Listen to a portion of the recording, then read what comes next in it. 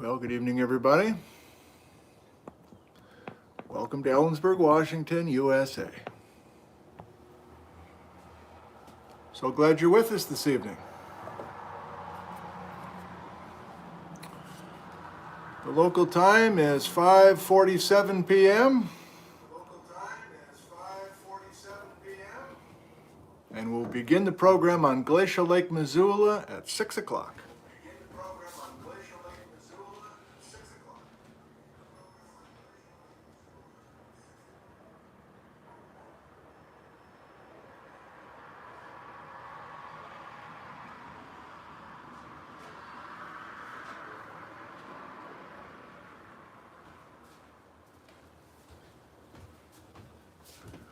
Will I ever learn?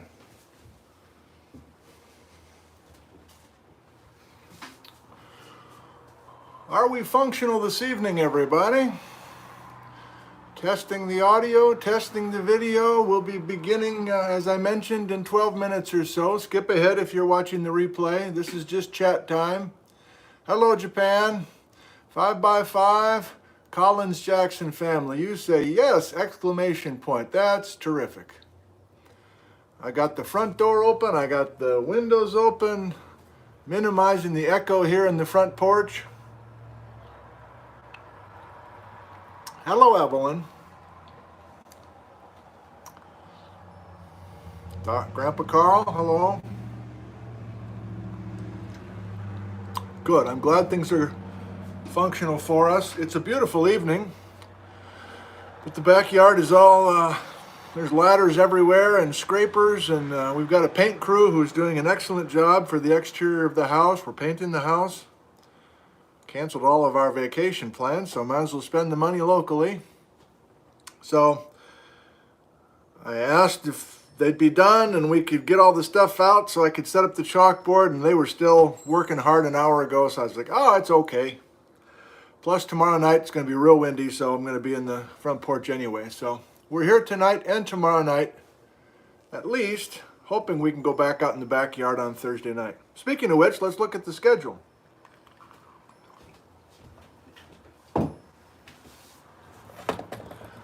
Let's see, what's tonight?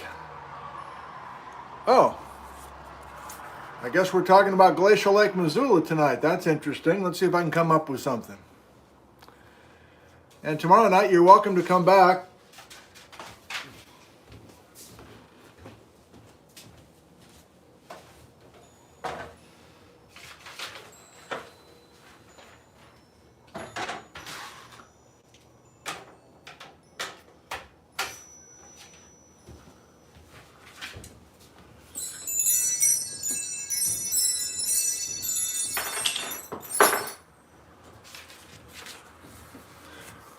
Welcome to come back tomorrow night, 6 p.m. Pacific time. There will be a connection between what we do tonight and what we do tomorrow night. I think you'll see. And actually, I think there'll be a bit of a connection to Thursday as well. So just looking at this right now, I'm realizing we can kind of make these guys work together. Not quite as seamlessly as we did last week, but I think we can do it. And then I've already heard from a bunch of you, you're super pumped about a talk about the Mima mounds. So that's great. The next part is, what am I actually going to do? Because nobody knows how they form. Well, I'll come up with something. And then this Sunday at 9 a.m., talking about earthquakes and tsunami. My God, I got another laptop in here with my voice. Hang on.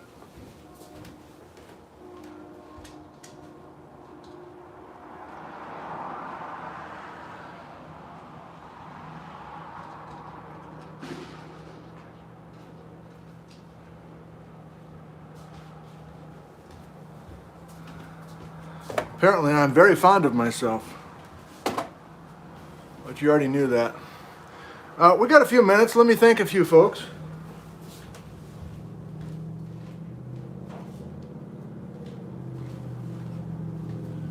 So the generosity continues, almost to the point of me being a little bit sheepish and embarrassed about the whole thing. But I need to remind myself it's just people wanting to show that they're appreciating what we're doing, and that's That's what I'll focus on, so I won't be embarrassed about this. So Kay walked a few blocks up here and dropped off a spinach dish. So thank you, Kay. Cheryl from Leavenworth left a bottle of wine on the front porch. So thank you, Cheryl, very much. I don't know, I've never seen this before.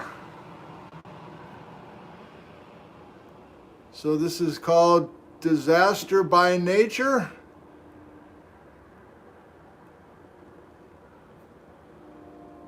I guess they're geology fans.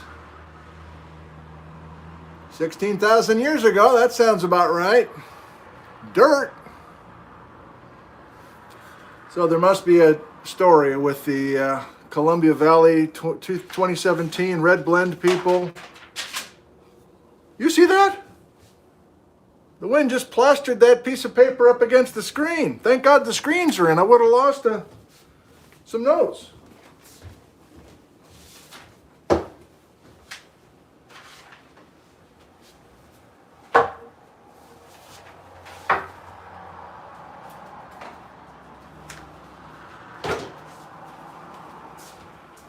I'm not closing things up. The sound gets too muffled when I've got everything closed up. So if we got stuff flying, I can handle that. So thank you, Cheryl.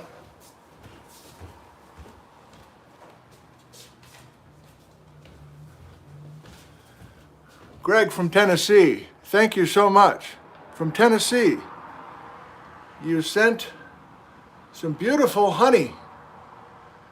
And it sounds like you and your dad raise those bees, operate with that bee industry there at the farm. And so nothing like some good homemade honey, if that's what you call it. Homegrown honey. So thank you so much, Greg. Costs an arm and a leg to send this stuff across the country, so I do appreciate that.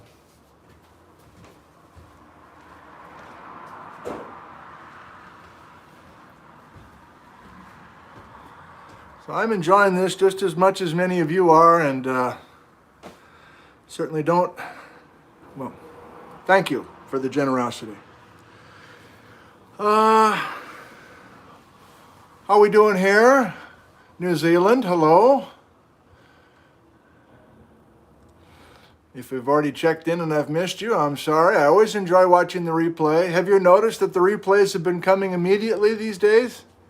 We're on a roll. I think the last 4 or 5, we get done with this, and I think it's like 5 or 10 minutes later, and Ryan and Jack, hello, you guys. The replays are ready to be viewed, including the comments, and so sometimes I watch it that evening, and I learn a lot from what you guys have to say, and questions that I missed, and really all your comments are helpful. Bijou's out walking around the front yard. He's enjoying things. He was nervous about the painters here today, so he's breathing a sigh of relief out there. Starbuck, Washington. That's a cool area, Robert. So you've been with us, many of you have been, hello, Wisconsin Rapids. Many of you have been with us for a while now, so I think we kind of have a North American crowd, more or less, on the weeknights, and then we have extra Eurasian viewers on the weekends. I know there's exceptions to that, but that has kind of guided a little bit of what I decide to do topic-wise. So you'll notice we're back in the Pacific Northwest this weekend, and well, I guess we are this week, and then also this weekend. I guess I am, but I'm thinking of people watching from other. At least one Belgian. Thank you, Star Climber. Yeah, maybe I'm wrong about that. Maybe there's plenty of folks watching from around the world every time live. I'm mainly talking about live. A lot of people watch after the fact, which is wonderful. Yeah, 3 in the morning in Belgium. Oh, muffler boys. Oh, good, we're done with that. We don't have to crank that sports car up when we get started here. A couple of Japan folks, that's great. You guys are regulars. Feels like I'm forgetting to do something with you here.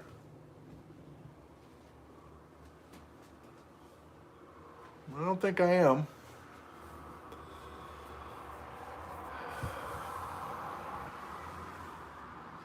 I've been doing pretty well about the muffler boy thing, haven't I? I've been really trying to focus. For a while there, I was so torqued off. I just jinxed myself. It's one of those nights where there's going to be tons rolling by. But anyway,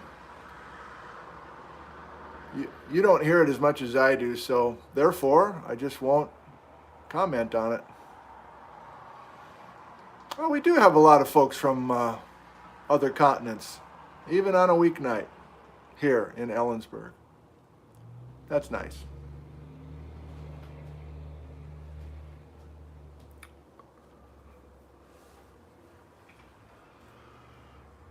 Well,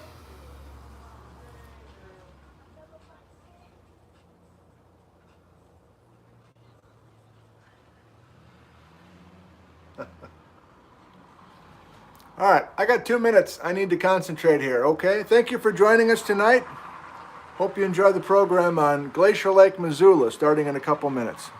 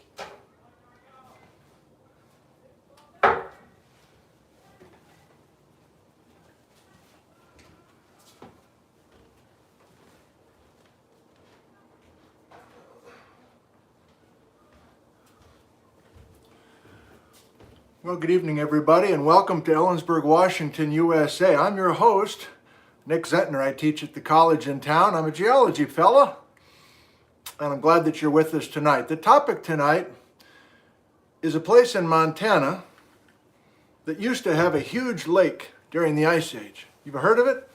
It's called Glacial Lake Missoula. It's not there anymore, but it was a significant lake, and we now have evidence that there were multiple lakes, and we have good evidence that that lake drained catastrophically, and that water left Montana, cruised through northern Idaho, and came surging over eastern Washington to create much of the channeled scablands of eastern Washington. And if you're new to us, maybe these concepts are new to us, but we have had some live streams in the last few weeks, mostly in Washington, looking at places where all this water did this damage and where this water left a bunch of deposits. But tonight we actually go to the place where the water was coming from, and we're leaving Washington, which is scary for me. I know Washington very well. Once we leave Washington, my knowledge goes down. But I do know a fair amount about Montana. Our youngest boy went to the University of Montana in Missoula, so plenty of back and forth trips from Ellensburg to Missoula. That's a 6-hour drive. And shot a video over there with Tom Foster, which I'm going to show you a couple segments of in the Cozy Fort later on. And I've done a fair amount of reading and a bunch of email exchanging with geologists who've done some amazing work over there. So I feel pretty up to speed on what we know and what we don't know about Glacial Lake Missoula. And I'd like to share some of that with you tonight. Of course, we'll have some live Q&A. You're watching live right now. So when we give the high sign, I don't know, half an hour, 45 minutes from now, we will then open it up for some questions that you have that I haven't tried to answer thus far. Okay? That's the plan. I think how we want to get into this is remind ourselves just briefly what we did in the front porch last week with a couple of other lakes. Let's go to the whiteboard. So here's a very simplified map of the Pacific Northwest during the Ice Age. And this simplified map shows 3 big lakes. None of the lakes exist anymore. Here's my backyard in Ellensburg, Washington. There's Missoula, a 6-hour drive. So Washington, Idaho, Montana. Here's the ice sheet that has crept down over the border from Canada. And we have a bunch of water ponded, fresh water, ponded in Montana, ponded in northern Washington, and ponded in southern Washington. Glacial Lake Missoula, the topic of tonight, Glacial Lake Columbia, and Lake Lewis. Lake Lewis never had a glacier impound in it, but it did have a narrow constriction called Wallula Gap. So there was an open drain, and even though there was an open drain, we had a bunch of water stopped for days, probably weeks. Glacial Lake Columbia, where the Columbia River Valley is located, definitely had ice impounding that water, and Glacial Lake Missoula definitely had ice impounding that. That's why we call these Glacial Lake Columbia, Glacial Lake Missoula. Okay? Very good. So during the Ice Age, I'm going to show you evidence that this lake existed. It's not a figment of our imagination. There's good evidence that the lake existed. There's also good evidence that the lake catastrophically drained, meaning there was a critical point where the water broke through that ice dam and surged immediately into Washington. And by immediately, I mean we're going to drain this lake in just a few days. And all that water, this is a lake this half the size of Lake Michigan.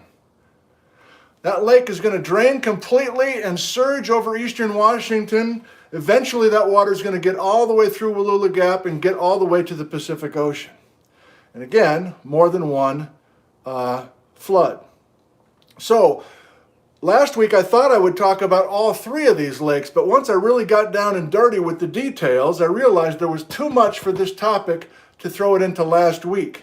So those of you that joined our Ice Age Lakes live stream last week, we talked solely about these 2 lakes, and I want to remind you very quickly what we saw on the bottom of those lakes so that we can compare that with what's at the bottom of Glacial Lake Missoula.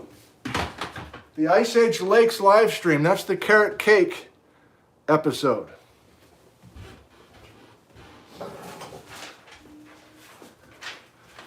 So here's another map showing roughly the same area But now, of course, we're giving a very specific view of not only the topography, but the actual acreage and shorelines of Glacial Lake Missoula at its maximum. Again, if there's multiple lakes and multiple floods, we've got to be careful to say not every time was the lake this big, but this is at the maximum, the biggest that Glacial Lake Missoula was able to get. There's the biggest at which Glacial Lake Columbia was able to get. And you're like, well, where's Lake Lewis? It should be right here. Well, it was such a temporary lake that these map makers decided not to put Lake Lewis on it. But again, we know that when we had a big flood, Lake Lewis was a major player as well. What was the carrot cake thing all about? Well, on the floor of Lake Lewis, we have these repetitive silt beds. We call them slackwater sediments, or rhythmites, or tushy beds. And this is what it looks like at the floor of Lake Lewis.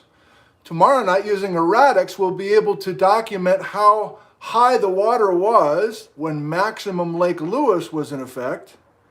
But these silty beds, we decided, were the result of Ice Age floods picking up a bunch of loess from the Palouse Hills and redepositing that loess when we stopped the water at Lake Lewis.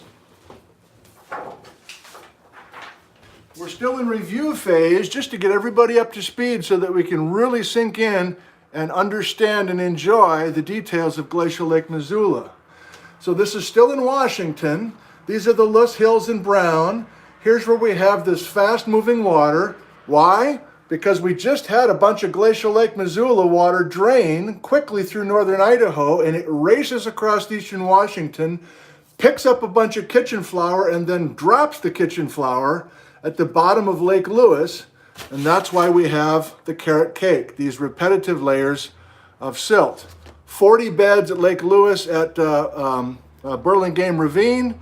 There are other places where we have other beds, so we may have 80 or more Ice Age floods, but the point is we have more than one. Okay, first major point of tonight.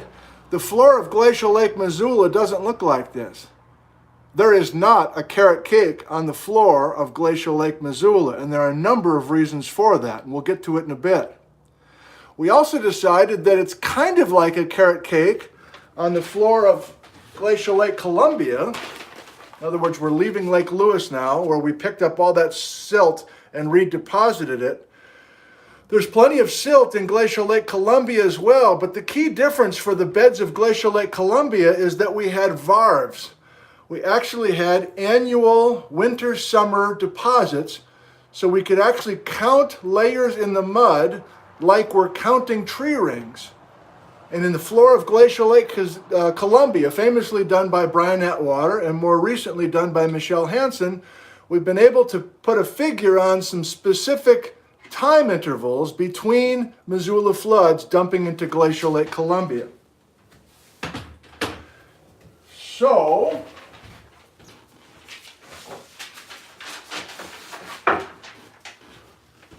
I promise, the last preamble before we go to Montana for the rest of tonight.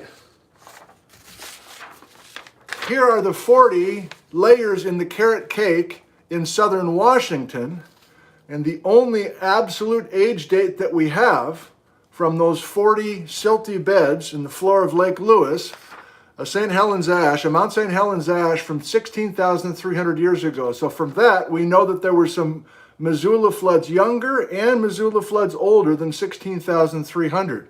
But we have no other way to keep track of time in the floor of Lake Lewis. And also review from last week, Glacial Lake Columbia. If we leave there and go up here, go up to Glacial Lake Columbia, where today we have Lake Roosevelt and the Grand Coulee Dam backing up the water of the Columbia River. We have only 2 precious dates from those beds in the floor of Glacial Lake Columbia, but we also have those varved sediments. So Atwater found a twig, got a carbon date, we converted to calendar years. We've got this date, so we had some floods before and after 17,700. And we have Michelle Hansen, less than 10 years ago, finding some plant detritus, getting a carbon date, convert those to calendar years in 16,000. And so we've got some dates there. So from those 3 precious dates. That's all we've got so far from the bottom of Lake Lewis and Glacial Lake Columbia. Now we are going to get some dates from the floor of Glacial Lake Missoula, primarily from Larry Smith, and also from Michelle Hansen. But we've got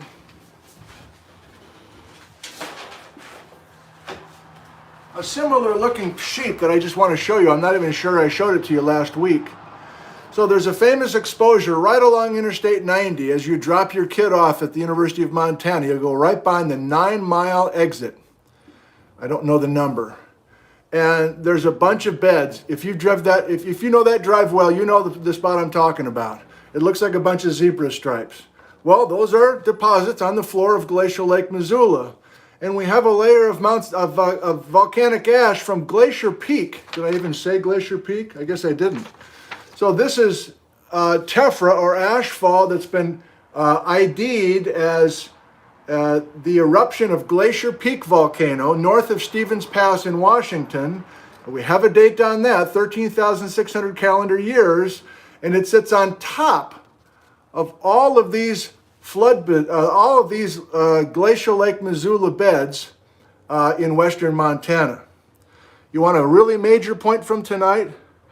We have no evidence anywhere in the Pacific Northwest of floods that are younger than 13,600 years ago.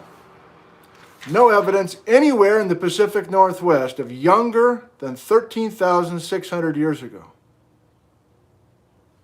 Okay, rest of tonight, we're staying in Montana.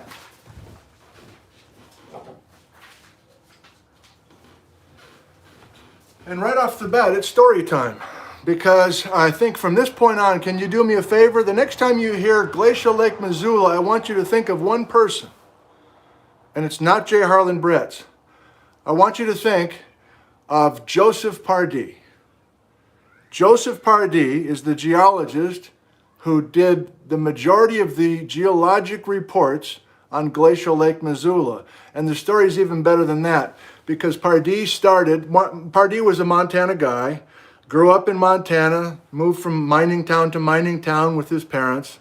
He went to Berkeley and got some schooling. He came back to Montana, and in 1909, he began with the United States Geological Survey, lived his whole life in Montana, and his first field season was 1910, and he published a report on the existence of Glacial Lake Missoula. 1910. Now, if you're a fan of the Missoula Floods story and Bretz and all that, Bretz doesn't even show up until 1922. So a full decade plus before Bretz even sets foot in the Channeled Scablands, we've got a guy telling us about the existence of Glacial Lake Missoula. And in his report, Joseph Pardee, 1910, he credits T.C. Chamberlain, who was in the area in 1886. And Chamberlain was the first guy to say, I think we've got a big Ice Age lake here, and I think the ice dam was over there by Sandpoint, Idaho, and I think that lake drained out through Idaho. He was writing this in 1886, just as kind of an afterthought. But Pardee, in his first field season, his first assignment was to publish a paper on Glacial Lake Missoula. That's 1910. And in 1940, his last paper, after a 30-year career with the USGS, he publishes about Glacial Lake Missoula again.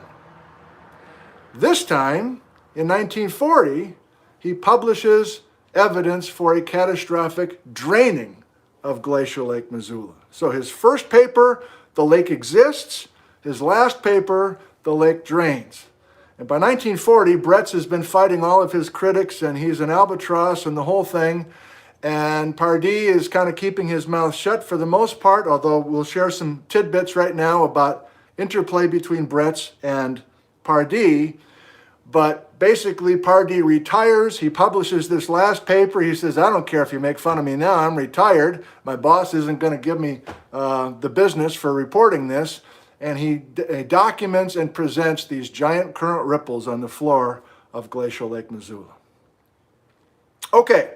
So let's go right to another whiteboard and look at the vital statistics that Pardee was able to share with everybody in 1910, evidence for a glacial lake and a big body of water sitting in the valleys of western Montana.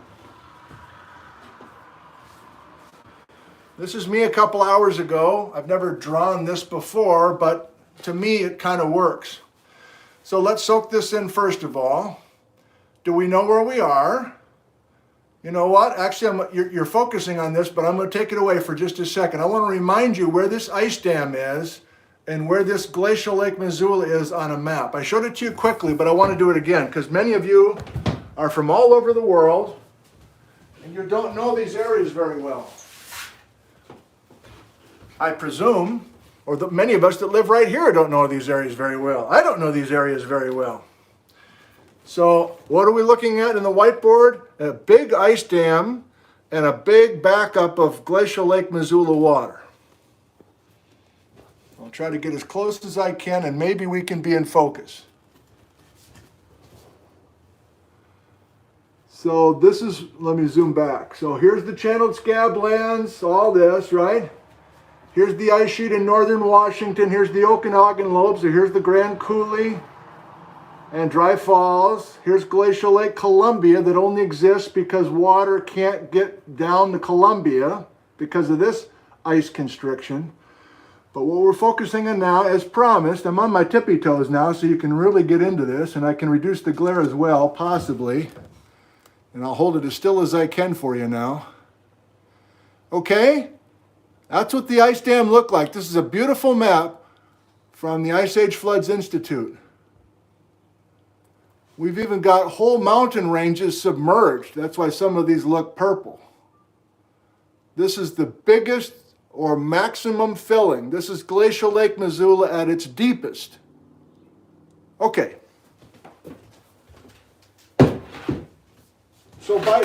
So vital statistics, I could just rattle off the big numbers, but to me, I don't know about you, but to me the big numbers just like, they just go in one ear and out the other. Like 372 cubic square mitals, and it doesn't work.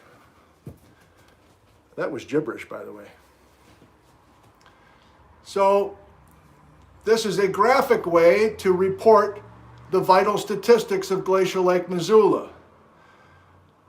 Again, I'm talking about the deepest version of Glacial Lake Missoula, where the ice dam was 2,000 feet high, that the elevation of the tippy top of the biggest Glacial Lake Missoula, 4,200 feet elevation above sea level. There was less than 1,000 feet of water over Missoula, which is the famous place where the strandlines are located. We'll talk about the strandlines in a second. But we got a backup. We got a lake that's 200 miles long in places. We have surface area of 3,000 square miles. At its biggest, Glacial Lake Missoula was half the size of Lake Michigan in the Great Lakes, back where I'm from in Wisconsin. Okay, so this is all 1910. This is Joe Pardee. And he's using mostly these strand lines, which we're going to see some videos of and some photos of in a bit.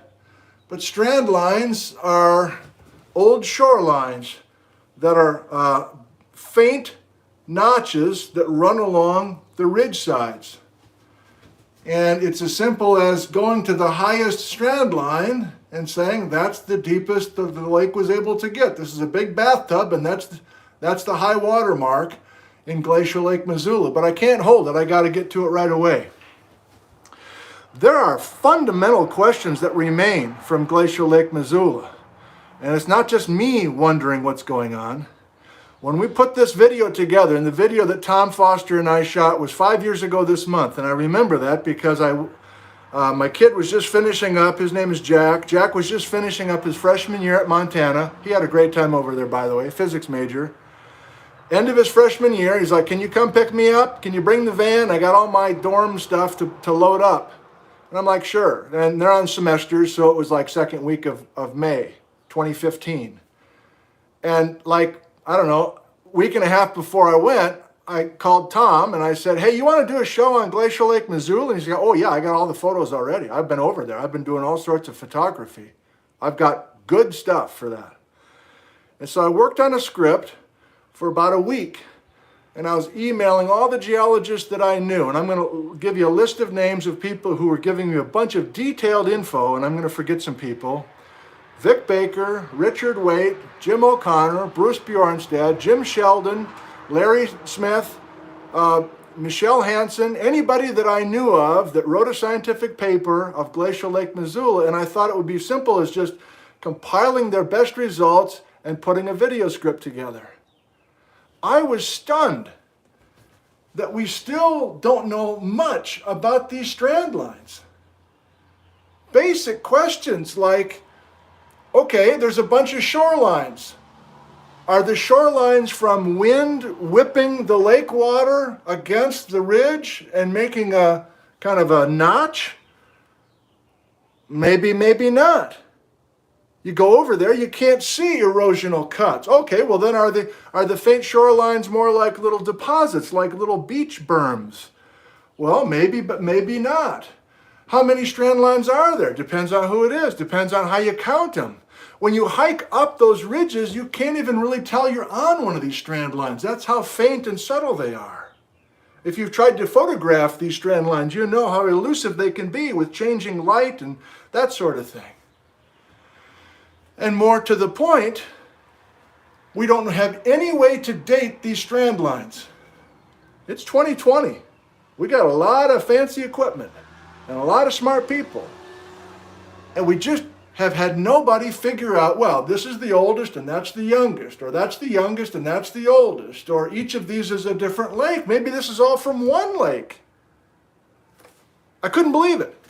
And so when we put the video together, and again, we're going to look at a segment of it. I think it's our best one. It's our last one, but I think it's our best one. It's 18 minutes long. We're not going to look at the whole thing tonight. But when I put the script together, I had a bunch of questions in there. And I remember Tom going, boy, I don't know. Aren't we just trying to present facts? And I'm like, well, yeah, when we can. But to me, I think it's okay for us to wonder about things. And Tom was like, I don't know.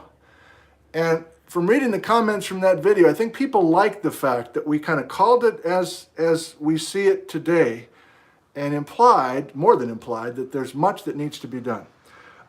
So, a bunch of resources here. Here's a book from the Roadside Geology of Montana Godfathers. These guys started the whole Roadside Geology series back in 1970. This is David Ault, who has spent a career over in Montana.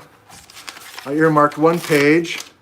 First of all, if you've never seen these strand lines, here's a beautiful photo of the strand lines above, is it above Missoula here?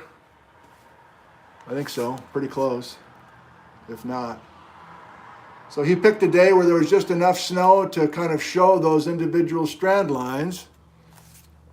And here's Ault in this book called Glacial Lake Missoula and Its Humongous Floods, published in 2017. He lives there. All the shorelines are very faint. Nothing suggests the violent crash of breaking waves. Trenches dug through Glacial Lake Missoula shorelines reveal precious little that looks like we see in a trench dug through a modern beach. The lake shorelines show hardly a trace of wave deposition, hardly a pebble that the shuffling waves worked to a flattened shape. Nor do the old lake shores include such common features as cliffs, sand spits, or deltas. And he goes on.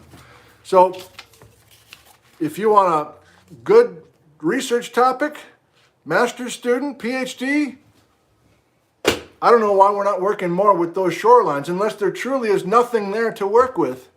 But it would be very helpful to know how to work with those shorelines a little bit better than we do. Let's flash forward to the end of Pardee's career and look at the evidence for the water actually draining suddenly. And how do I want to do that, he asks himself.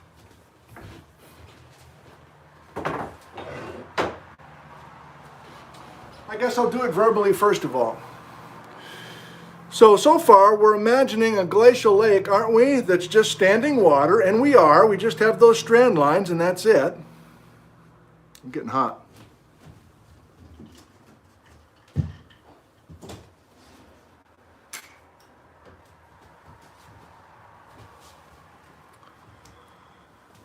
But now at the end of Pardee's career in 1940, he finally is bold enough to say, I know more about Glacial Lake Missoula than I said earlier.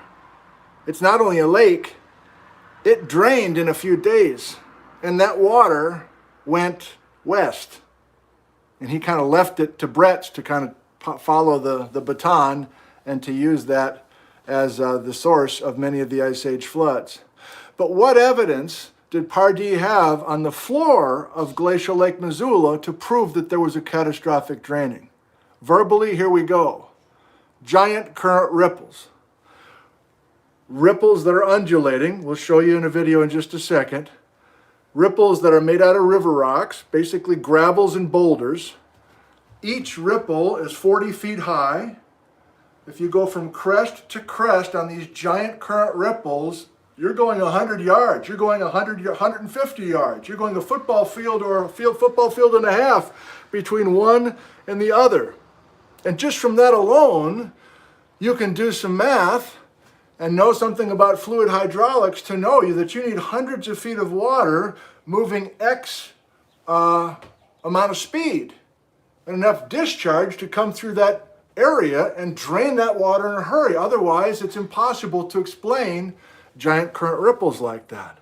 And by now, through Vic Baker and other researchers, we have found dozens and dozens and dozens of giant current ripples. They call them trains of giant current ripples. Like a big washboard here, and here's another part of the floor of Glacial Lake Missoula. Here's another big washboard with each ridge in the washboard indicating fast-moving water.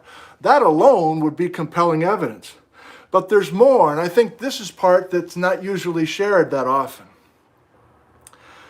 There are rare places on the floor of Glacial Lake Missoula that have these delicate, chalky beds. Remember, with our other two lakes, we had these very quiet water deposits where these tiny silts and clay grains were falling to the bottom of this lake.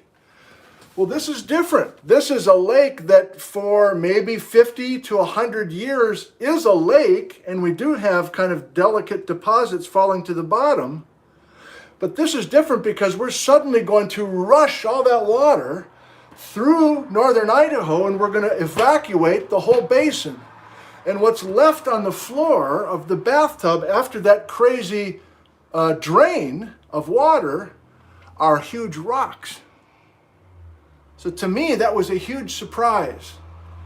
I was reading before I went over there, but when I finally went over there and started looking at some key spaces on the floor of Glacial Lake Missoula, it's not delicate silts and clays in many places. It's these incredible piles of big boulders and river rocks that say, this water got out of here in a hurry, and here are these big rocks to prove it. You know, there are experts who study geomorphology, and they studied the size of piles of rocks and shapes of rocks and kinds of rocks in the pile. They're called flood bars. Most people just kind of go, oh, that's a good place to get some sand and gravel. We're going to make some cement. But if you're a geologist, those piles of sand and gravel that also have boulders in them are telling a story about a lot of water moving fast and dropping big rocks with high energy water, as opposed to dropping kitchen flour in this very quiet, silty water. So my point is, there are major, amazing flood bars, and we'll go to it in the video in just a second. At Tarkio especially, exit for Tarkio on I-90 in western Montana. And one of my favorites is that if you imagine, can you see most of this porch here? You can see this wall, I know. There's not much out of frame where there's the other wall. All of Glacial Lake Missoula drains through a narrow place. It's kind of like a Wallula Gap thing, but it's a little wider and it's quite a bit longer. It's called Eddy Narrows. It's well named. Eddy, A-E-D-D-Y, Eddy Narrows. And so we're going to drain this incredible lake, half the size of Lake Michigan, through this front porch, which is Eddy Narrows. And so, of course, you're going to have all this water coming through the porch. It's going to scour the porch. It's going to deepen the porch in places. It's going to leave these flood bars, in other words, these big boulders. Anytime the water slows down even a touch, those big boulders are going to drop. But my favorite deposits are right up here. and right up here. So what are these? These are side streams. These are little side canyons. You can all picture your favorite river canyon, can't you? Just a regular river canyon. You've got the main river at the bottom of the canyon, and then you've got streams coming in from the side, right? You can think the Grand Canyon or your favorite canyon. Think of those side streams coming in. Those V-shaped valleys coming in from the side are smaller. They're not as big as the main stem. And the streams coming into the main stem, the main river, are smaller, of course. Well, those side canyons coming in oftentimes are left high and dry. They're stranded, they're hanging valleys. And if we have a major draining of Glacial Lake Missoula down Eddy Narrows, and we fill the entire porch with water and rock, we're going to drop a bunch of rock up into the floor of these side canyons. And they're called gulch fills. Gulch fills. And if you drive through Eddy Narrows and you look for gulch fills, I don't know about you, but to me it's like, holy cow. Because though the bottom of those gulch fills are hundreds of feet above the floor of the Eddy Narrows itself, and there's a bunch of these rocks that are just plastered up in there. There'd be no way that all that rock could be dropped in there unless we had a major flood and a major draining of Glacial Lake Missoula. I'm officially excited. It is 6:30 already. I want to do two more things. I want to read to you a little bit about Brett's and his relationship with Pardee, and just a few little tips in the chronology. I won't do too much of it, but I think it's interesting. And the other thing I want to do is go to the Cozy Fort.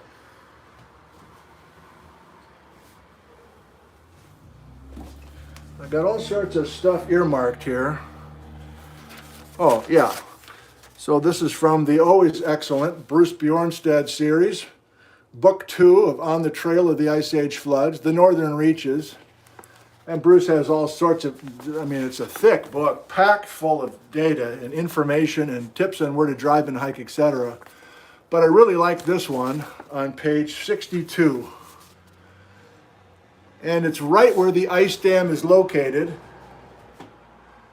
And it's showing the dimensions. There's our 2,000 feet of the ice dam. And you can see that there's a U-shaped valley that's been carved out by, I guess, earlier ice. This is Lake Pend Oreille country. If you know Farragut State Park or Sand Point, that's the country we're talking about. That's right where this ice dam was sitting. And there's a bunch of sediments at the bottom of that particular lake. Is that why I marked that? I guess it is. Oh, yeah.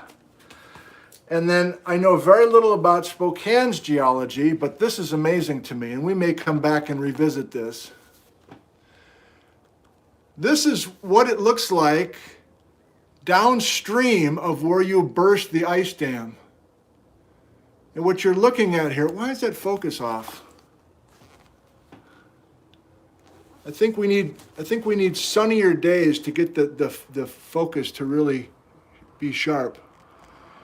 The amazing thing to me is the Rathdrum Prairie, which is an amazingly flat area between Sandpoint, Idaho and Spokane, is hundreds and hundreds of feet of river rocks and boulders that were dumped by this water. In other words, you just busted through the ice dam, you release all this water, you dump, let's say, 600 feet of river rock into that former valley, and what you do as a byproduct is you dam up all the side streams. So all the lakes that you see on this map are the result of damming rivers that were just happily doing their river thing before we start dumping all this gravel onto the Rathdrum Prairie. So there's all sorts of interesting things downstream of the ice dam, as well as Glacial Lake Missoula upstream. All right, I promised to read to you, and I Googled, what did I Google? I guess Joseph Pardee. And very quickly, I found something that I couldn't find for a long time. I highly recommend this. You can find it. written by Vic Baker. Surprise engine. I'm reading backwards, so you can read. You can sound it out. You can read. Surprise ending to catastrophism and controversy on the Columbia, written in 1997. Mainly talking about the history of Pardee, but how he fits into this very famous Brett's Floods story. Okay, we're skipping that one. Hang on. So this, to me, is very exciting. And if you don't know anything about Brett's, you might want to go back and watch a couple of our backyard sessions on Brett's. We did one called J. Harlan Brett's and another one called Grand Coulee, where we kind of laid out the timing of this. So that's kind of required knowledge for it to really have this section make sense to you, but I'm going to try anyway. Various correspondents in the 1920s led J. Harlan Brett's to believe that Pardee, was actually considering flooding from a glacial Lake Missoula as a source and a cause for the scabland topography. What's wrong with my reading tonight? Do I have my glasses on? Yes, I do. Brett speculated that Pardee's boss, Alden, dissuaded Pardee from the idea. Brett saw a memorandum of September 25, 1922, to David White, chief geologist of the USGS, in which Alden, who's Pardee's boss, said, "Very significant phenomena were discovered in the region southwest of Spokane. The results so far require caution in their interpretation. The conditions warn against premature publication." Basically, you can read that as Pardee had all sorts of evidence for a source of water for Brett's floods, but he was not allowed to publish about catastrophic flooding by his boss at the USGS. Maybe even wasn't allowed to continue to collaborate, if he ever did, with Brett's. Pardee wrote to Brett's in 1925.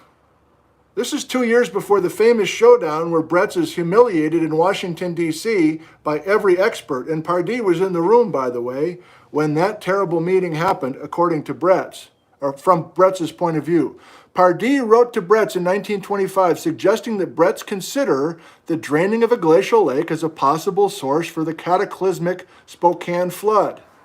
In 1926, correspondence to J.C. Merriam, Brett's wrote, this is Brett's writing to a friend, "Mr. Pardee of the Federal Survey, who has seen much of the scablands, has suggested that his glacial Lake Missoula might have afforded the water for these enormous rivers if it were suddenly drained out across the plateau. This comment indicates that his former view of the scablands by land ice and concomitant subglacial drainage under ordinary climatic drainage." What? I promise, I've been drinking ginger ale. This comment indicates that his former view of scablands by land ice and concomitant, do you know how to pronounce that? Subglacial drainage under ordinary climatic melting has been abandoned. Even our ultra-conservative in Pleistocene geology boss, Dr. Alden, wrote that phenomenon I described certainly appeared to be river work if you could only show where all the water came from in so short a time. I had a bunch of other things earmarked that involve, well, I'll do two more. So there was a teacher at Lewis and Clark High School in Spokane named Thomas Large. And he's a key part of this. I'm still holding out a little bit of hope that I can learn more about those teachers at Lewis and Clark High School. But it was Large that invited both Pardee and Brett's to the Spokane area in 1922 and 1923 to do some work. And here's Large writing to a friend in 1922. "Professor J. Harlan Brett's of University of Chicago has been to see me twice since I wrote to you. He has a group of geology students, and they have gone over some of my work." Large had been working on perhaps this Ice Age flood story, which he never gets credit for. Unclear if we can ever document that. He thinks that glaciation on the prairies around Spokane may be from ice, but I am quite sure he does not make allowance for the aridity of this climate and its effect on slowing down weathering. Brett thinks he may find some evidence of ground ice on the south side of Spokane Valley above the city. He might leave a student here to hunt for it. I'm willing if he should. He goes after Bretz goes hard after Pardee on the origin of Palouse soil and glaciation farther southwest, as Pardee is a careful man and has had 6 weeks and a ford to go over the ground, while Bretz had about 10 days walking. It looks like a good fight in prospect. All right, I can't stop. I got one more thing. This all is under the heading of Glacial Lake Missoula. So we're now at the end of Pardee's career. It's 1940.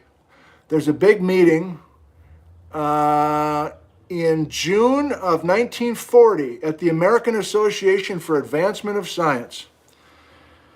They had a bunch of speakers talking about the channeled scablands. Now, nobody believes Brett's, so they're all talking about ice and regular Ice Age rivers going down the Grand Coulee and all that sort of stuff.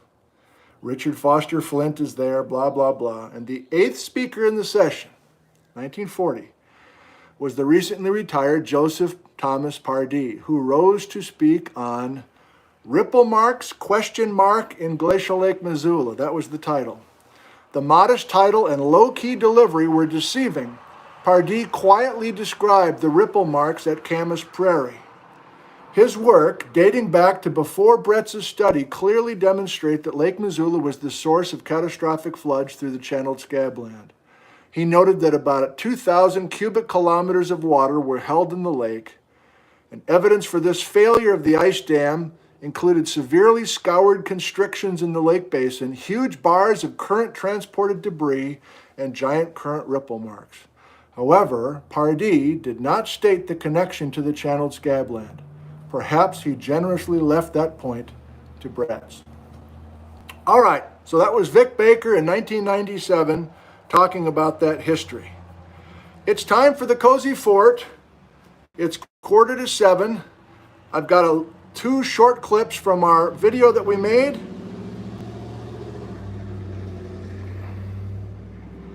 I got Larry Smith's paper here.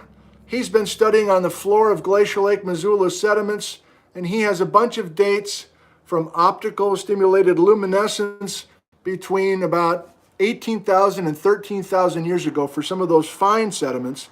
And he's got some older lake deposits that suggest a more energetic scene. I wanted to do more with that, but I'm running out of time.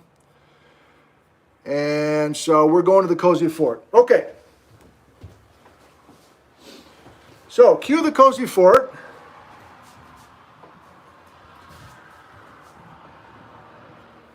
The collaboration between Tom Foster and I now had evolved to the point where instead of making 2-minute geology videos, we're making 18-minute videos, which probably was too much in retrospect. And we did the whole filming on a Saturday. So we drove over on a Friday, took Jack out. He just finished finals, took him out for supper. Said, bad news, man. We're not leaving for home until Sunday. I'm going to be filming with Tom all day tomorrow, which was Saturday. So he hung out somewhere, I don't remember. And we had the whole thing planned out. We went from place to place and knocked out much of what you'll see here. I'll show you the opening for about a minute's worth, and then we'll skip to what I think is the most interesting section of this. Hope you enjoy it.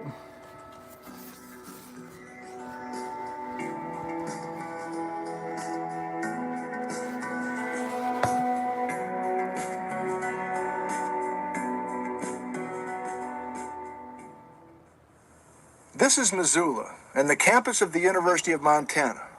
A terrific setting in the Rocky Mountains, and ground zero for much of the water for the Ice Age floods of the Pacific Northwest. Let's tell the story in a nutshell and then explore old shorelines, high-energy gravel deposits, and delicate silt beds that all tell the incredible story of Glacial Lake Missoula. During the the Ice Age, the valleys of western Montana were filled with 1,000 feet of fresh water. Glacial Lake Missoula formed due to an ice dam in northern Idaho, the Purcell Trench Lobe that blocked the Clark Fork River and its tributaries across the border in Montana. The ice dam area, which we know today as Lake Pend Oreille, was 2,000 feet high, 30 miles long, and sealed off a mountain valley, creating a backup of lake water 200 miles to the east. Okay, we know that. Like filling a bathtub. We know. With the drain. So that's Tom in his kitchen creating, I don't know how he did that with that water superimposed on standing above, but quite impressive. If I do say so myself, that's him. I'm biased. But what I really want to show you is some detail of the deposits on the floor of Glacial Lake Missoula. We're going to start with some of the gravel bars to get a feeling, give you a feeling for the high energy water that needed to happen and drain much of Glacial Lake Missoula. But then we'll go to that famous place right along I-90. So we'll stick with it for a few minutes. Hope you can hang in there. And I really like what we did.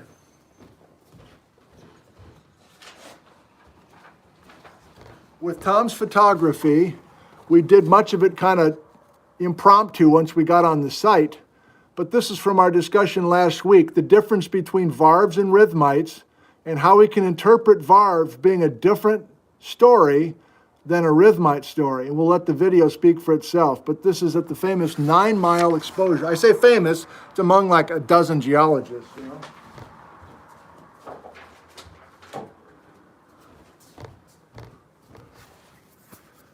Are we to the spot?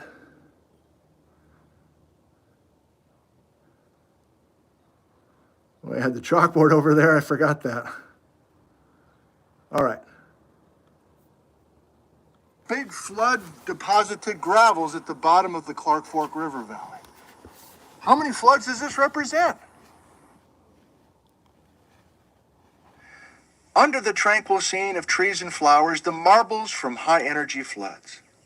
The fastest water probably peaked in the first few hours during the ice dam collapse.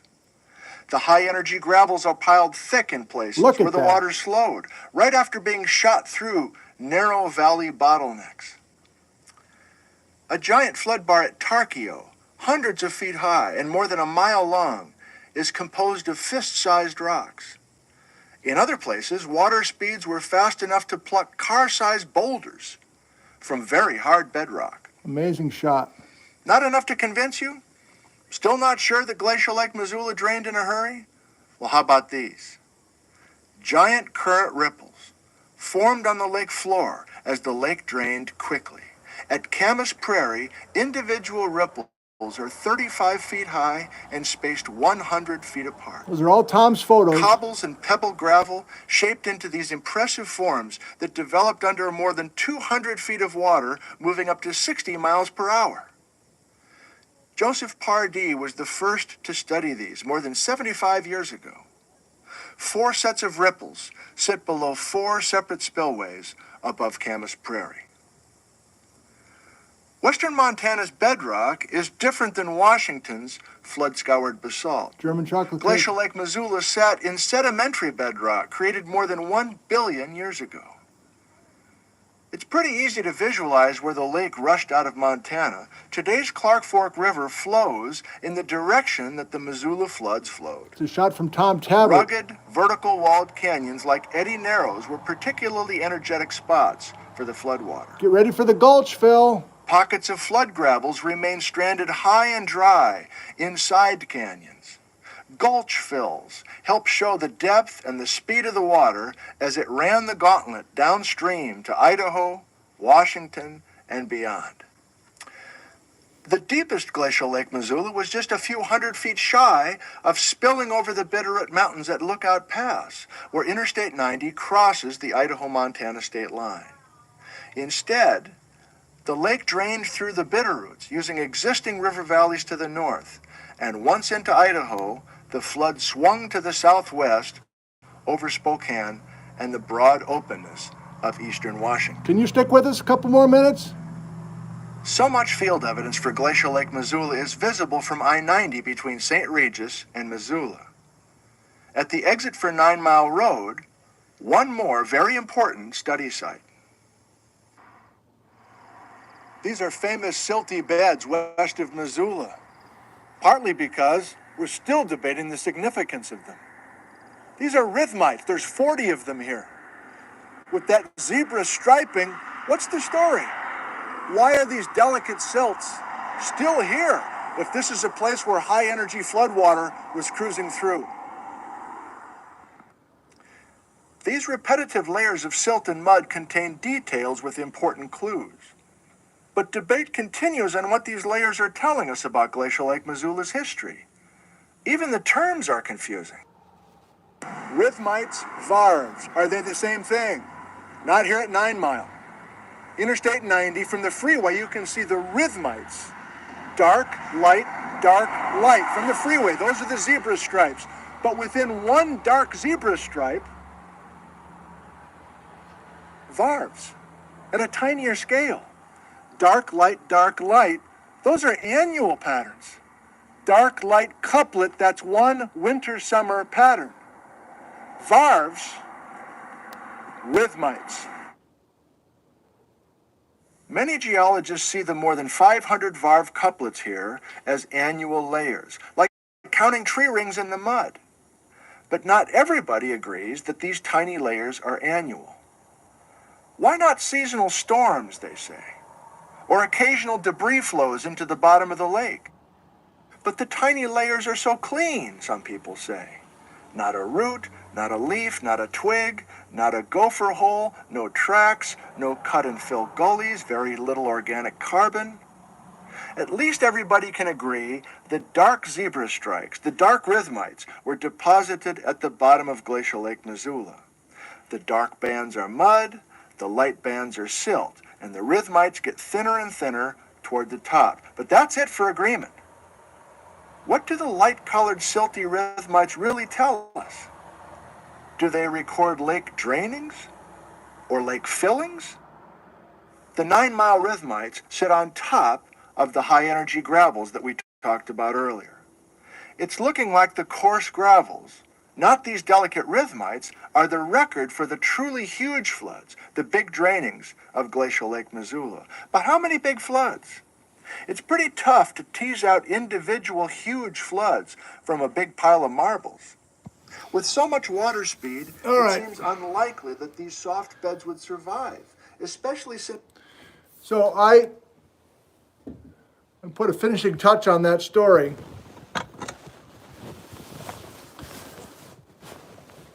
I went over there assuming that 9 Mile section was recording different floods.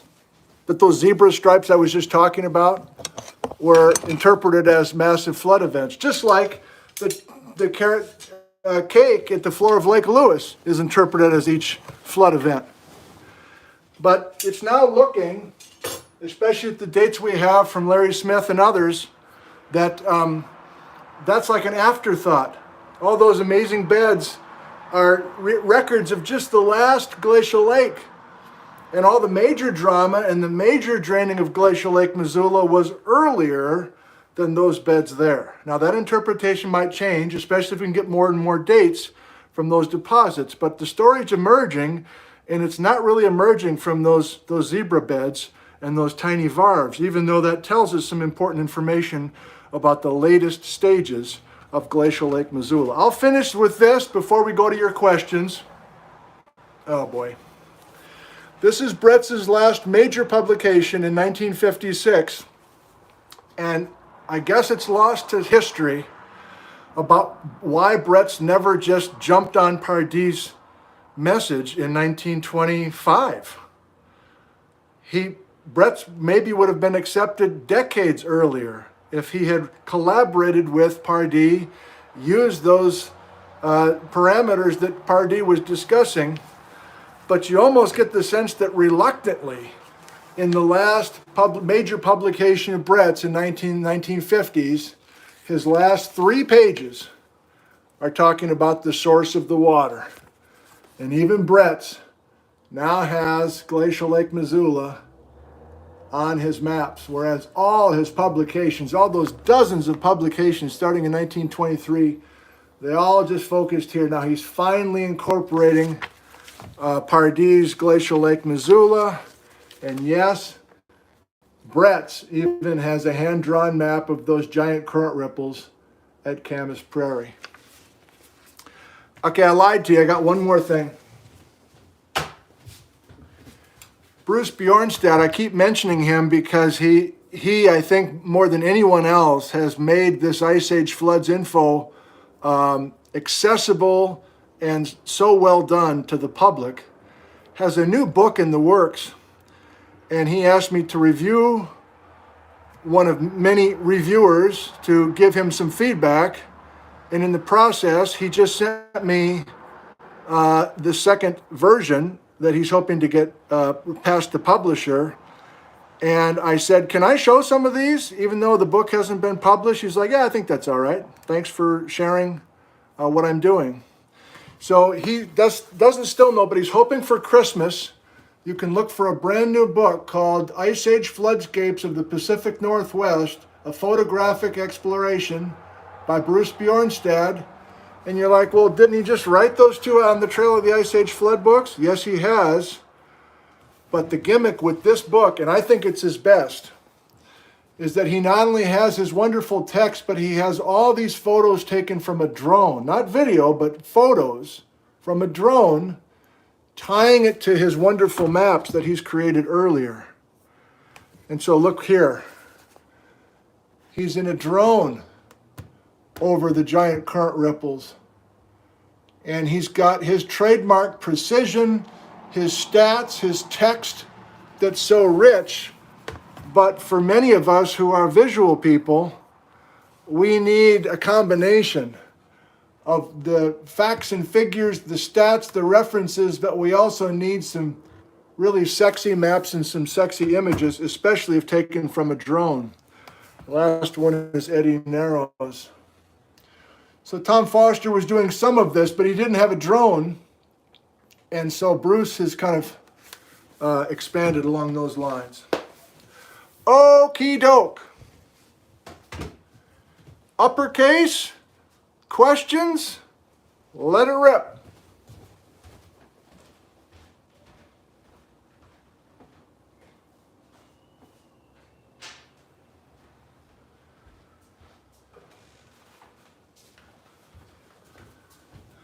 And I am now officially sweating, and so it's time for me to disrobe. I want to thank one more person. This is a package that showed up yesterday from Australia. And inside is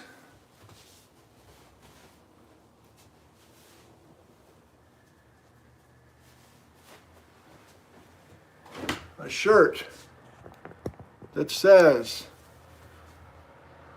Geology from Home with Nick Zentner. You gotta love it.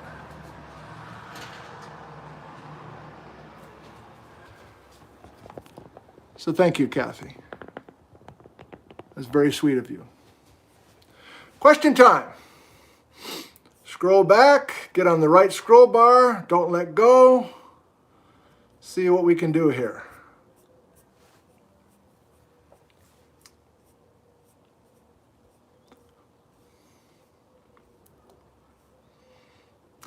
Are glacial gravels good prospective gold panning spots? You gold people, I gotta hand it to you. You're always thinking gold. I get questions almost every topic and wondering if there's prospecting.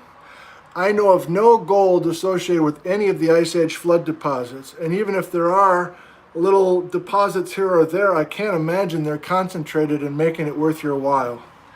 So I get that we got placer, we got a bunch of water, but I know, I would tell you if we had that, but I know of no connection that way. What kind of rock are the boulders made out of? Mostly the bedrock of western Montana. That's the belt supergroup. So those are the sedimentary rocks. So kind of argillites, kind of shales turning into slates, siltstones turning into argillites, quartzites. So we're out of the German chocolate cake. The bedrock is very different, and so therefore you look at those deposits, or you look at those gravel bars at Tarkio, for instance, you don't see any basalt. So it's weird to see an Ice Age flood story, but there is no underlying basalt like we're so used to here in eastern Washington. Isn't that right? Did you want to say something to these guys? Okay. You want to stick with us or you want to move on? You want to stay for another couple? Let's get you on screen. Can they see you? You want to say hi to them? Sure. Any remnant lakes from Glacial Lake Missoula? Interesting question, Eric. I don't think so. It's such an amazing drainage, and there really hasn't been any major landslides or glaciers coming into that area to kind of impound water. Flathead Lake usually comes up, but that's to the north, and there's a moraine holding that water back, so that's more of an ice sheet story than an Ice Age or a Glacial Lake Missoula story. Thanks for the question.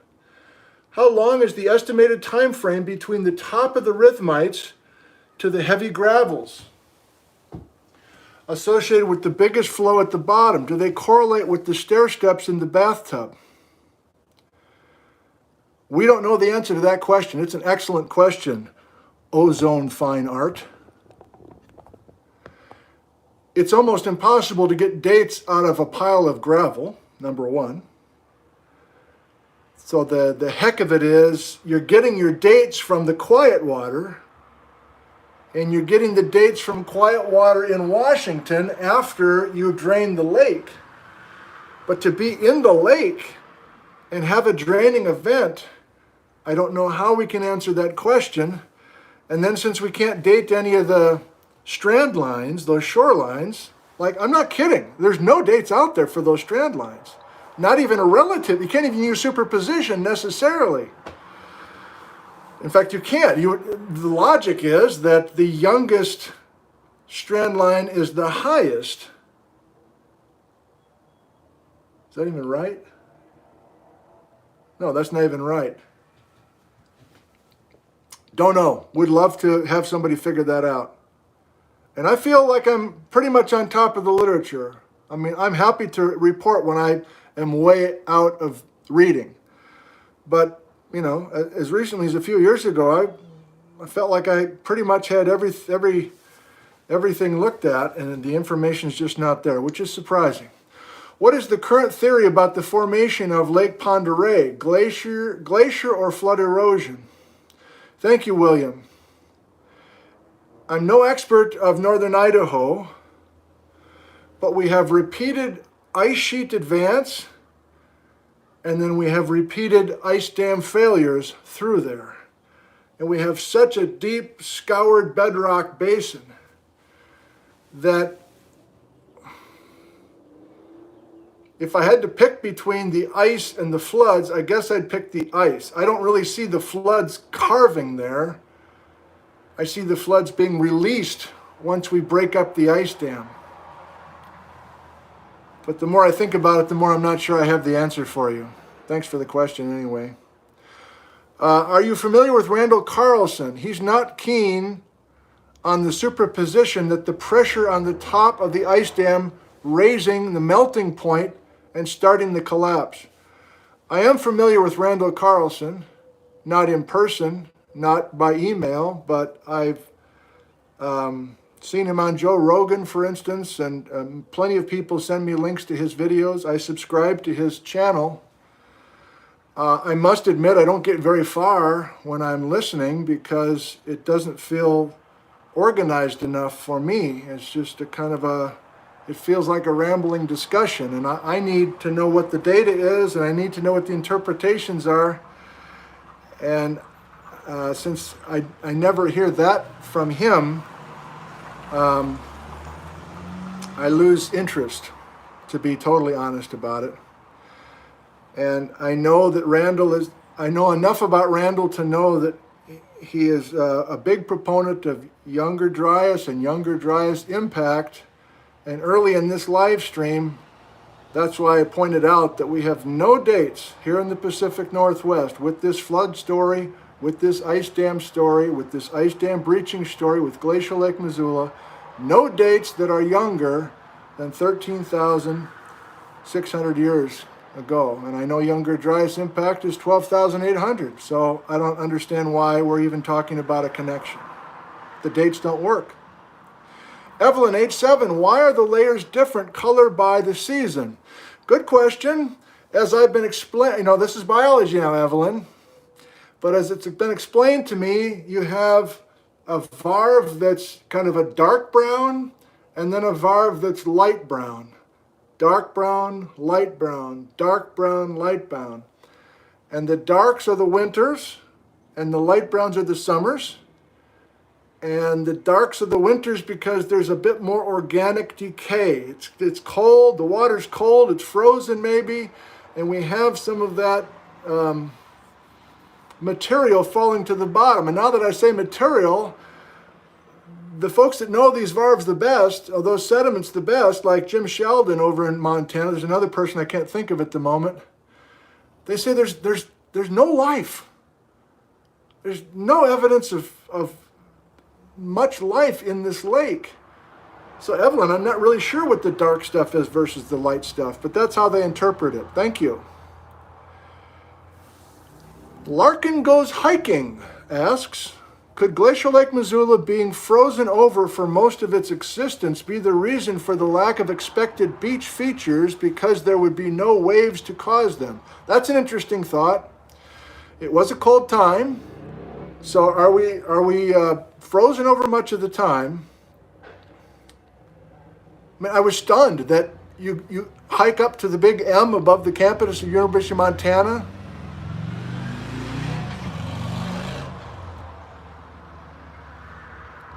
And I'm thinking strandlines the whole way up. I couldn't even tell if I was on one or not. That's how faint they are. And the folks who have actually taken the time to trench into those shorelines, they don't find sand or beach deposits or a place where waves are, cutting truly like a shelf into the side of the ridge. It's like, what is going on?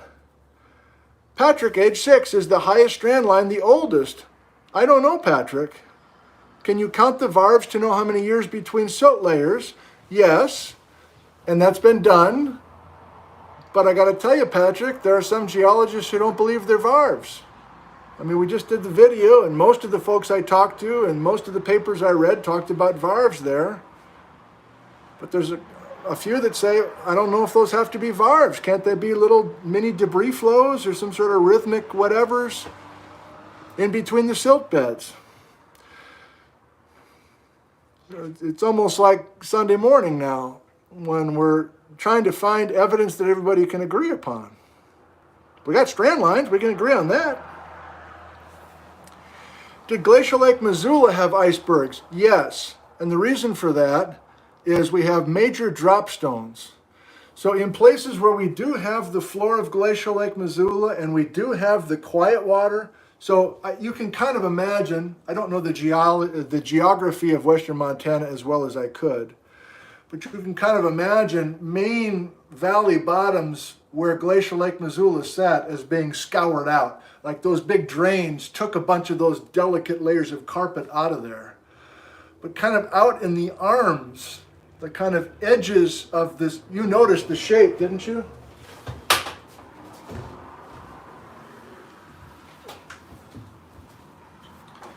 You notice the shape of Glacial Lake Missoula, it's kind of a funky shape. And so if we're into some of these arms where we had quiet water that doesn't get disturbed, I'm not flipping you off. There are, a bunch of these delicate beds, these fine layers of carpet with the varves even, and then a big boulder. And you're like, well, why is there just like one boulder in the middle of all this quiet stuff? Well, the interpretation is there was an iceberg in Glacial Lake Missoula that had a big boulder in it. The boulder either fell off of the iceberg or the iceberg melted and the boulder fell out and dropstoned and truly dropped to the bottom of the lake. And we did have, to the north of Glacial Lake Missoula, many places where Glacial Lake Missoula was in contact with that ice sheet. So you can imagine kind of calving off in the front there. When Glacial Lake Missoula's dam broke, how much of the contents of the lake itself was fluid water, i.e. how much surface ice, icebergs, etc.? Well, Sally, it may be too simple, and this is why tonight fits well with tomorrow. Tomorrow we're going to talk about erratics. I won't give too much away, but there's a connection with tomorrow night. I imagine most of the icebergs that were coming through Washington as broken pieces of the ice dam itself. So I don't imagine a bunch of icebergs waiting in Glacial Lake Missoula to then escape. I imagine the icebergs that are coming over Dry Falls, the icebergs that are hanging out in Lake Lewis in southern Washington, are the actual broken pieces of the ice dam. It's not like we're just having the ice dam stay there and having Glacial Lake Missoula water kind of trickle over the top of the ice dam. We're probably talking about a bunch of water tunneling out, getting out of prison. Let's tunnel out of this joint. And then at some point, the ice wall, the ice dam, the wall of the prison, breaks up, busts up. And the Missoula floods coming across eastern Washington not only are water, chocolate brown, blah, blah, blah, but they've got these big broken pieces of ice floating in the top. How and why did the ice dam break? Yeah, James, I don't know if we'll ever know the details. The ice dam's gone. We know it was 2,000 feet high. I think we've had some physicists kind of think about the properties of ice and the properties of water and the fact that you get some point where you need that water to breach underneath. And why did the ice dam break? The only answer I have is we finally had too much water behind the ice dam. I know of no evidence that you need heat or you need an earthquake or you need anything catastrophic like that. I mean, have you seen some of this crazy footage? Is it Antarctica or Greenland? I forget. Do you know the one I'm talking about where there's two guys who have all their cameras set up on tripods, video cameras, and then there's this major landslide of ice, and the whole blocks of ice that are like the deep blue are like turning over and there's water being released? Nothing really triggered that except there was just too much water, I assume, behind that or underneath that ice. But I don't know the math and the physics well enough to give you much more than that. Richard, I haven't heard about canceling September 5th in Pocatello. As soon as I hear a cancellation, I go to my website, nickzentner.com, and there's an appearances page, and I put canceled. So I've done that just did it yesterday for a talk in Republic I was supposed to do later this month, a talk down at Red's Fly Shop. So they're getting canceled as we go, but no word yet on if that's going to be canceled. Have I read Glacial Lake Missoula by David Ault? Well, I have it, and I go to it occasionally. I don't know if I've read it cover to cover like a romance novel necessarily. So no fish fossils in Lake Missoula? None that I'm aware of, Kyle.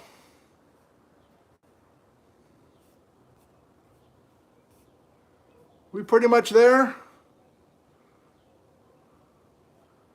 If it were organic, it could be dated. That's right, Jack. And I think I misspoke. You know, I was so impressed by some of the Glacial Lake Missoula experts that talked about, just rattled off this, these beds in the bottom of Lake Missoula. No worm burrows, no this, no that, no this, no that. Like it was just like a dead zone basically in the bottom of that lake.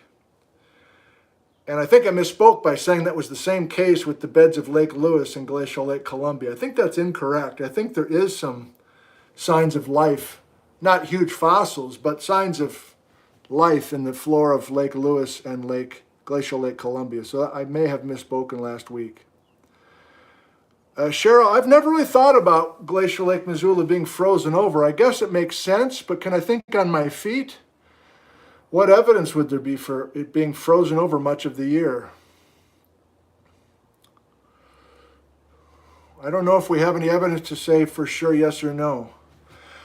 John, are the rhythmites and varves isolated in a specific or small area or widespread? Yeah, I kind of mentioned that a little bit earlier. There's just little packets here and there where that delicate stuff has not been swept away. I wouldn't say there's a rule for, you find all the delicate stuff on the edges of the valley, and you don't, like that 9 miles, like right next to the Clark Fork River. You'd expect it's like right next to the freeway. It's kind of in a weird place to have delicate stuff that hasn't been destroyed. And I guess that's one of the lines of thinking, now that I remember, why it's viewed that 9 mile section with the delicate varves that you saw in the video is young. Like if there was a big catastrophic draining of Glacial Lake Missoula after making those things at 9 mile, they wouldn't have probably survived. A couple more and we're done. Could you please explain the Purcell Trench? Is it another name for the Rathdrum Prairie? No, those are two separate things, Jeffrey. It's an area I've meant to learn more about. It's a really beautiful place to be many times of the year. I went to a family reunion, I don't know, 20 years ago now, at Farragut State Park in northern Idaho. Wonderful lake, Lake Pend Oreille. So Rathdrum Prairie is labeled on this map. I'm looking backwards now. It's between Spokane and Sandpoint. Here's Sandpoint, Idaho. Here's Spokane. And here's Rathdrum Prairie, which is really, just imagine Rathdrum Prairie is the place where this water is shooting like a fire hose. And why is it shooting like a fire hose? Just to the north of Rathdrum Prairie is the Purcell Trench, which is the ice dam. That's what I've been calling the ice dam the whole time. So you bust up the ice dam, you release all this water, and it comes shooting like a fire hose over Rathdrum Prairie and drops 800 feet, whatever the number is, of rocks and belches it onto that floor. And whatever valley was there before is completely altered to this day. How long were these Ice Age lakes just sitting in their setting? That'll be the last question. So we're still working out the details, of course, as we get more and more dates. But here's a decent rule of thumb. Glacial Lake Missoula, if I'm talking to a general group, I say we have evidence for dozens of floods. Dozens of Glacial Lake Missoula breaching through dozens of ice dams. And each draining of Glacial Lake Missoula took a few days. You might say 48 hours, you might say 3 or 4 days, but less than a week for sure. And how do we know that? Based on the deposits and the gravel bars and crunching the numbers on how fast the water was moving, how much water was moving. That's all been done mathematically. So it's not a wild guess. And then if you're asking how long before we do another flood, 50 to 100 years. If we count the varves and we do some other calculations, 50 to 100 years of refilling this Glacial Lake Missoula bathtub by resealing off the valley with more ice. This is a huge ice sheet. It's not a big effort to reseal the valley. There's a lot of ice that wants to flow. So we reseal the valley, we make another Glacial Lake Missoula in 50 to 100 years. Then it takes a few days, maybe as little as 48 hours to drain the lake. As I mentioned last week, Lake Lewis only exists for a week, maybe 2 weeks, as the water is waiting to drain through Wallula Gap. So this is a big lake, but it only lasts for 2 weeks maximum. This is a lake that lasts for 100 years or maybe more each time. And Glacial Lake Columbia is somewhere in between the two, I think, but I don't really know. A toast to you.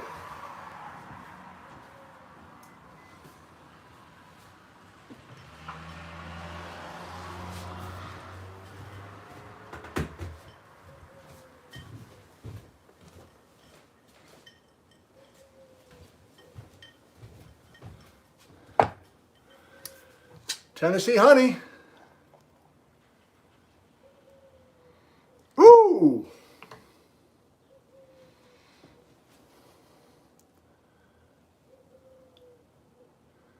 Here's to your health. Oh, that's good. Mmm. Right from Tennessee bees. Here's to the health of your parents and your grandparents, your health of your children, your grandchildren, your spouses, your lovers.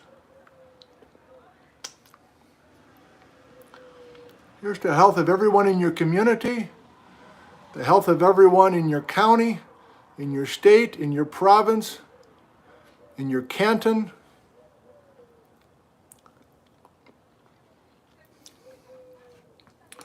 And here's to our physical and mental health as we negotiate week whatever, with more weeks to come. Can't believe it, can you?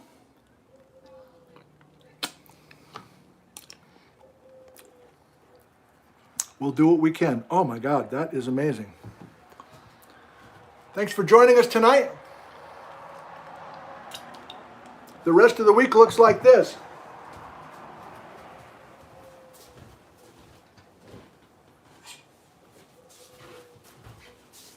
What happened to those icebergs? Where did they go in Washington? How do we know where the icebergs were? That's tomorrow. Where did the icebergs go after that? That's Thursday. Does Saturday have anything to do with icebergs? Nope. Sunday? Not icebergs, but something a little bit more serious and challenging and threatening for Mother's Day. Thank you and good night. We'll see you tomorrow night. Good night. I love you.